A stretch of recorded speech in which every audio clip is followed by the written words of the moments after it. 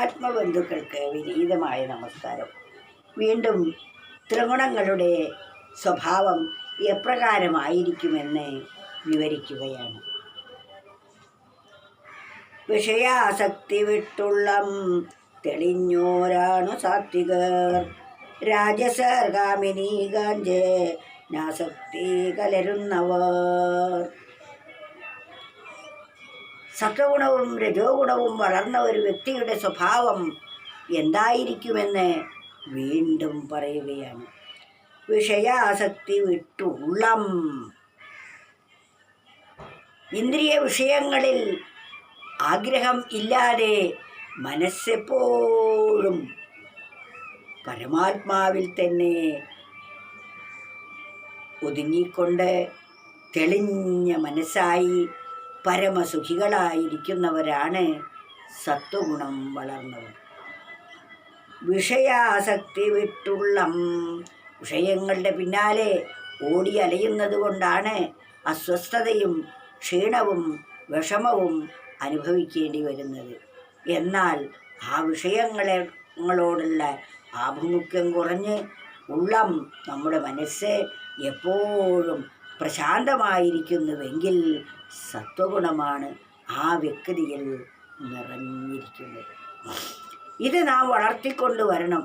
ലോകവസ്തുക്കളിൽ ഒന്നിനും നമുക്ക് സുഖത്തെയും സമാധാനത്തെയും തരാൻ കഴിയുകയില്ല എന്ന സത്യം നാം എപ്പോഴും മനസ്സിലാക്കിയിരിക്കണം. അവയിൽ നിന്ന് സുഖം കിട്ടുന്നില്ല എന്ന് മാത്രമല്ല, ദുഃഖം കിട്ടിക്കൊണ്ടും ഇരിക്കുന്നതാണ് നാം കണ്ടുവരുന്നത്. മരുഭൂമിയിലെ മരീചിക പോലെയാണ് വിഷയ വസ്തുക്കളെല്ലാം തന്നെ. അതുകൊണ്ട് വിഷയാശകളെല്ലാം വിട്ട് അവരുടെ മനസ്സ് വളരെയധികം പ്രശാന്തമായിരിക്കും സത്വഗുണമുള്ളവർ.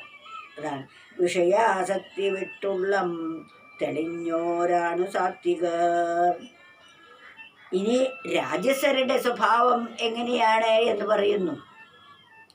രാജസർ കാമിനി കാഞ്ചനാസക്തി കലരുന്നവർ. ഇനി രാജസർ എങ്ങനെയാണ്? അവർക്ക് സുഖിക്കാനായി മറ്റ് വ്യക്തികൾ വേണം. അതിലൊന്നാണ് കാമിനി. കാമിനിയെ നിലനിർത്തണമെങ്കിൽ കാഞ്ചനം കൂടിയേ കഴിയൂ. സമ്പത്തിലും സ്ത്രീയിലും ആണ് സുഖം എന്ന് തെറ്റിദ്ധരിച്ച് അവയെ സുഖിപ്പിക്കാനും അവയെ സമ്പാദിക്കാനും അവയോട് രമിക്കാനും മാത്രമാണ് സമയം കണ്ടെത്തുന്നത് രജോ ഗുണമുള്ളവർ. അതിനാൽ നാം ഒരിക്കലും രജോ ഗുണത്തിന് അടിമയാകരുത്.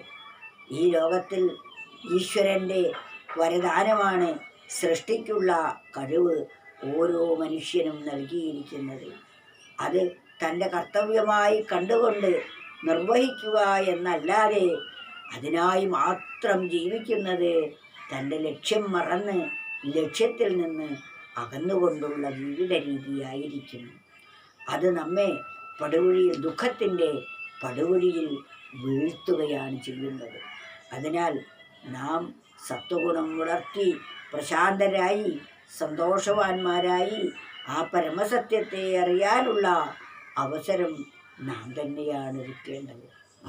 കാമിനീ കാഞ്ചനങ്ങളിൽ സുഖമുണ്ടെന്ന് തെറ്റിദ്ധരിച്ച് അവയുടെ പിന്നാലെ പോയാൽ ചതിയും വഞ്ചനയിലും പെട്ട് നശിക്കുന്ന എത്രയോ പേരുണ്ട്. അതിനാൽ അതിനൊന്നും നമ്മൾ മെനക്കെടാതെ അവയെ ആവശ്യത്തിനു മാത്രം സ്വീകരിച്ച് അത് ധർമാനുഷ്ഠാനത്തിലൂടെ അതിനെ വളർത്തിയെടുക്കുന്നവർ ശ്രേയസ് മാത്രമേ അവർക്കുണ്ടാവുകയുള്ളൂ. അതുകൊണ്ട് കാമിനീ കാഞ്ചനങ്ങളെ ശത്രുവായി കാണാൻ ഇവിടെ പറയുന്നില്ല. അത് ആവശ്യത്തിന് ധർമ്മനിഷ്ഠയോടുകൂടി മാത്രമേ അത് സ്വീകരിക്കാവൂ എന്നാണ്.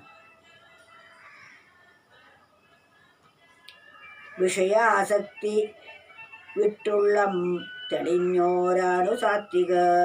രാജസർ കാമിനീ കാഞ്ചനാസക്തി കലരുന്നവർ.